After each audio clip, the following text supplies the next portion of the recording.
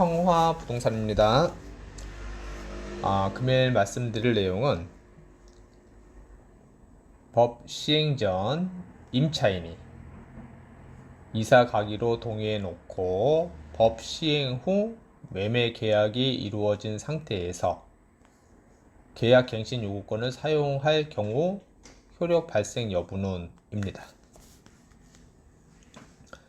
예, 지금 제목이 긴데 다시 한번 읽어보면은 법 시행 전, 그러니까는 2020년 올해 7월 30일이죠. 임차인이 이사 가기로 동의해 놓고 그 전에 이사 가기로 동의해 놓고 법 시행 후, 그러니까 2020년 7월 31일 이후 매매 계약이 이루어진 상태에서 계약갱신 요구권을 사용할 경우 효력 발생 여부는, 그러니까 임차인이 이사를 가기로 해놓고 이사를 안 가겠다 하는 경우죠.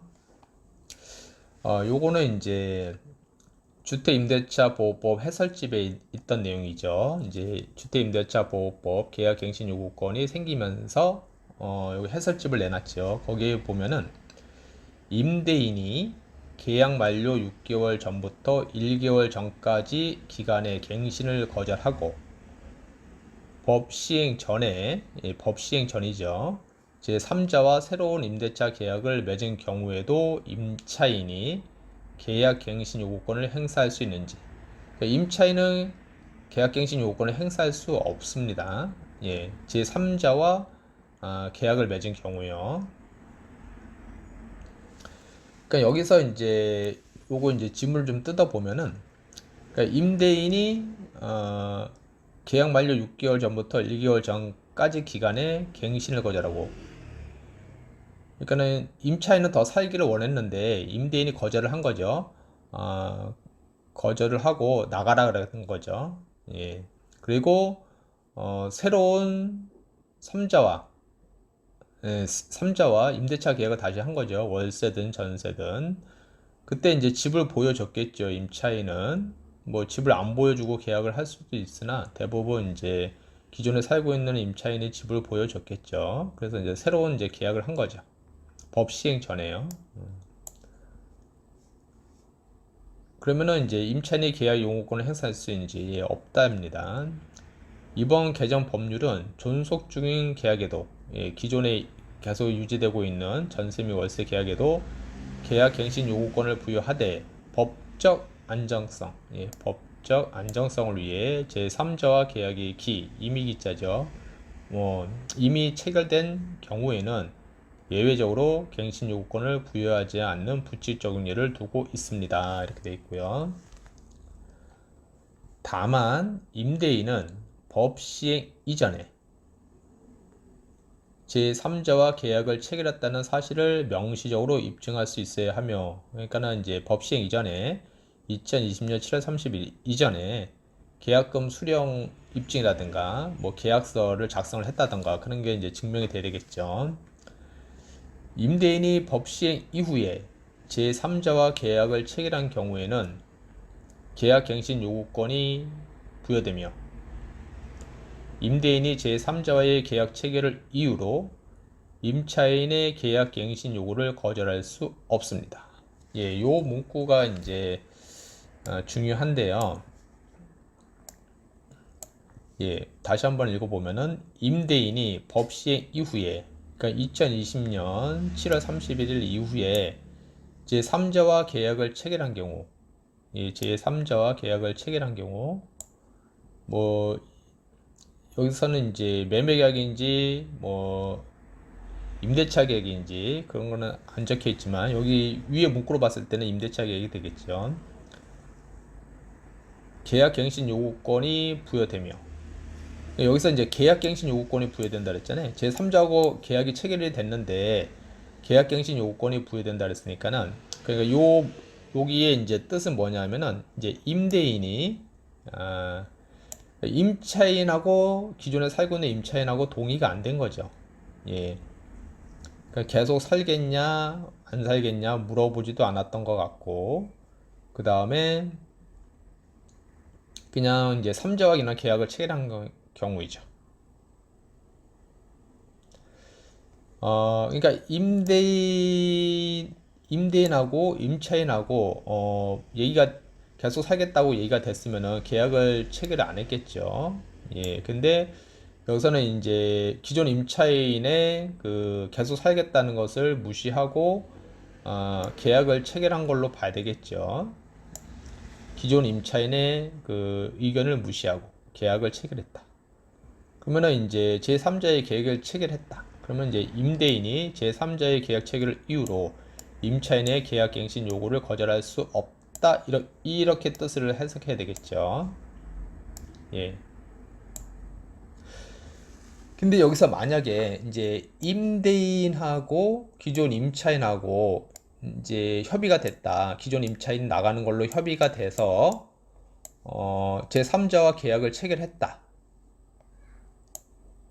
그럴 경우에는 계약갱신 요구를 거절할 수 있지요. 없다가 아니고 그때는 있다가 이렇게 되겠죠. 그러니까 그렇게 이제 자세히 풀어서 해야 되는데 그냥 딸랑 요 문구만 있었던 거죠. 예, 요 문구만 있었기 때문에 이제 해석이 분분했었던 건데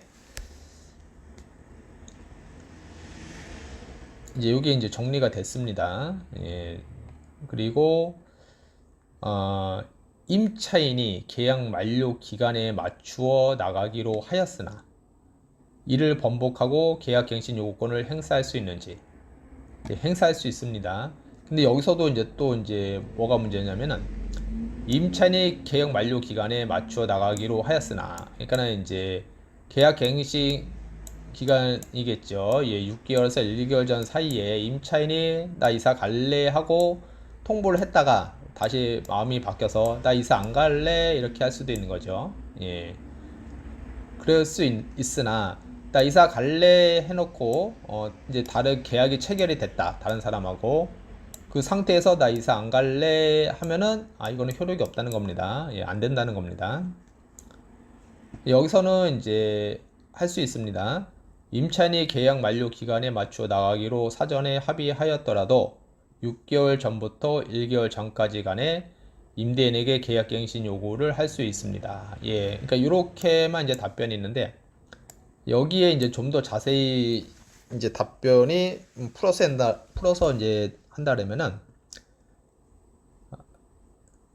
이사를 가기로 했으나 다시 이제 반복을 한 상태이고 이 중간에 뭐가 들어가야 되냐면은 이제 제3자하고 계약이 이루어졌을 경우 이사를 가기로 해놓고 안 간다. 그 사이에 이제 다시 이제 계약이 됐을 거 아니에요. 뭐 임대차 계약이 됐을 거 되면은 요거는 계약갱신 요구를 할 수 없는 거죠. 예, 그래서 요 문구만 있기 때문에 요렇게 되어 있고 나중에 이제 국토부 해석이 다시 나왔습니다. 국토부 최근 6건 해석입니다. 예, 여기 이제 매매인데 뭐 임대차 계약도 동일하지요. 매매 계약 전에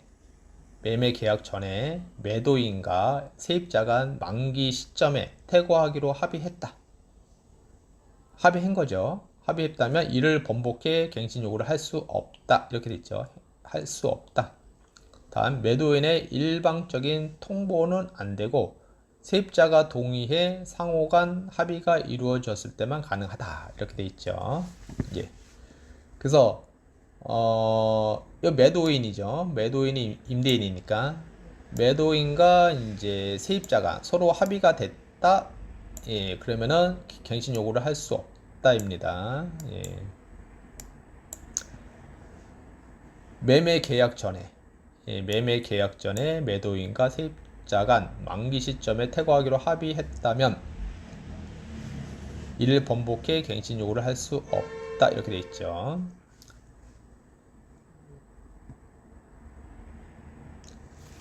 그래서 이제 이렇게 밑에 내려가 보면은 이런 경우죠. 그러니까 2020년 7월 20일 임차인이 이사 가기로 동의해 상호간 합의가 되어 매도인이 집을 내놨죠. 이제 팔려고요. 임차인의 만기는 2020년 11월이고. 그래서 2020년 7월 31일 날 계약갱신 요구권이 시행이 됐죠. 이날 발표 및 시행이 바로 돼버렸죠. 이날. 예, 근데 이제 2020년 그 다음 날이죠. 발표되고 그 다음날 매매계약이 이루어지고 계약금을 받았죠. 잔금은 11월. 근데 이제 임차인이 쭉 확인해 보니까 나 이거 계약갱신 요구권을 사용해도 될 것 같은데 이렇게 얘기를 한 거죠. 나 이사 안 갈래 이런 거죠. 임차인이 매매계약 갱신 요구권을 사용한 효력은 없다입니다. 효력. 예.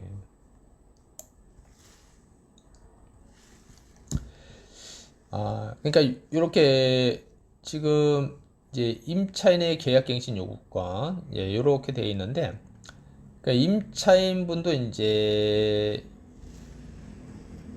헷갈리시는 거죠. 자기가 계약갱신 요건을 사용할 수 있는지 사용하지 못하는지 헷갈리는 거죠. 그러면 이제 요런 거를 이제 방지하기 위해서는 어떻게 되냐면은 부동산 사무실에서는 매매 계약 시 임차인을 참석하게 해서 특약사항에 이사를 간다는 문구를 기재 및 사인을 받아야 되겠죠. 예. 그래야 이제 서로 간에 오해가 없을 거 아니에요. 이렇게 하고. 그 다음에 이제 임차인에게 전세 보증금의 10%를 계좌로 입금해 주어야 한다. 예. 이거 이제 매매 계약서를 작성하고 나면은 매매 대금의 10%를 받을 거 아니에요.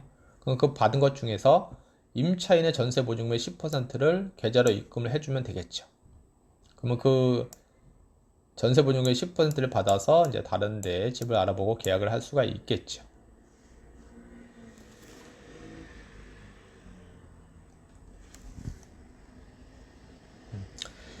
(2020년 7월 30일) 이전에 매도인과 실거주 매수인이 매매 계약을 체결한 경우에는 계약갱신 요구를 거절할 수 있습니다. 매매 잔금일이 남아있더라도 상관없습니다.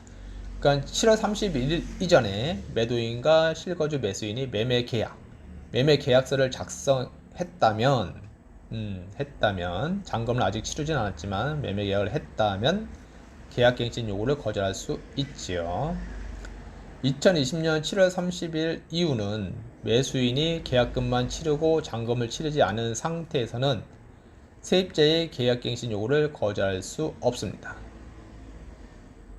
네, 여기는 이전하고 이후하고 틀리죠. 예, 여기는 이전이고 여기는 이후고요. 그래서 매수인이 계약금만 치르고 잔금을 치르지 않은 상태에서는 세입자의 계약갱신 요구를 거절할 수 없습니다. 단 세입자가 매매 계약 시 이사하기로 동의하였다면 갱신 요구를 거절할 수 있습니다. 그러니까 세입자가 매매 계약 시 이사하기로 동의하였다면 계약 갱신 요구를 거절할 수 있습니다.